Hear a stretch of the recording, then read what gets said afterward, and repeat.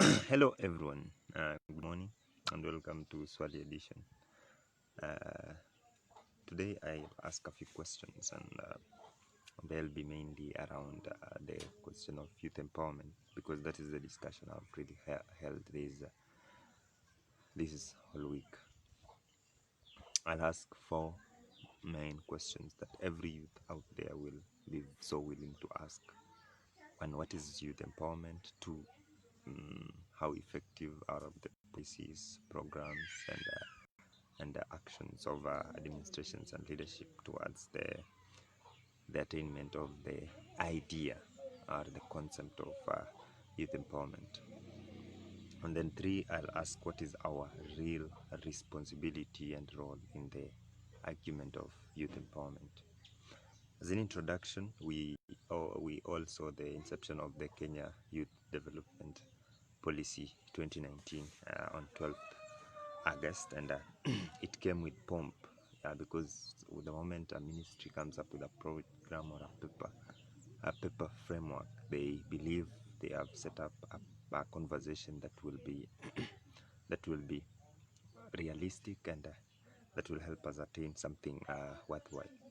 But the pomp itself is not the real question. The real question is moving forward. What will we be doing? What will be our role in attaining the requirements of the policy?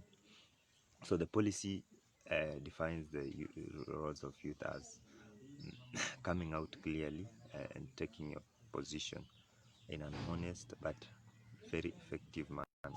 And I'll hope that everyone else out there takes an opportunity to read through the youth development policy and sees to it that they are able to internalize what it brings on the table. Apart from that, on our own local scales, we should also encourage as many people as possible to interact with the framework because it's quite a progressive one. We also need to really define the youth because youths have been categorized by age, but then let's categorize youth by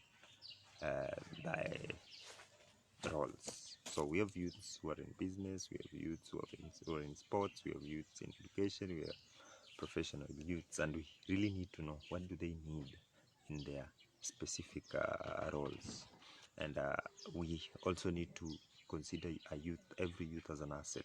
And once you have an individual as an asset, you have to put up the price for that particular asset. Put it on the table. Be very clear on its quality, quantity, and its a specific role. So I'll be hoping that towards as we gear towards 2021, because right now we can't talk about 2020 anymore, that everyone takes the mantle, everyone starts asking the real questions, and that's the real reasons why we will be having these Swali Edition sessions every weekend, and the discussion will be an authentic one. In future, we will have multiple people coming on board to spur up the conversation.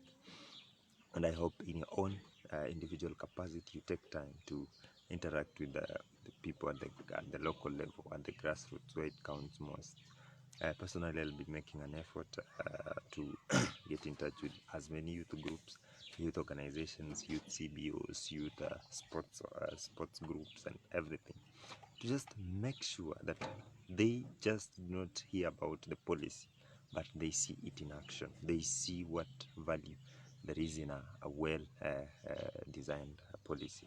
We will also make efforts to make sure that the policy is well mainstreamed in a county governments, and its requirements and its definitions of roles, responsibilities, opportunities are clearly understood.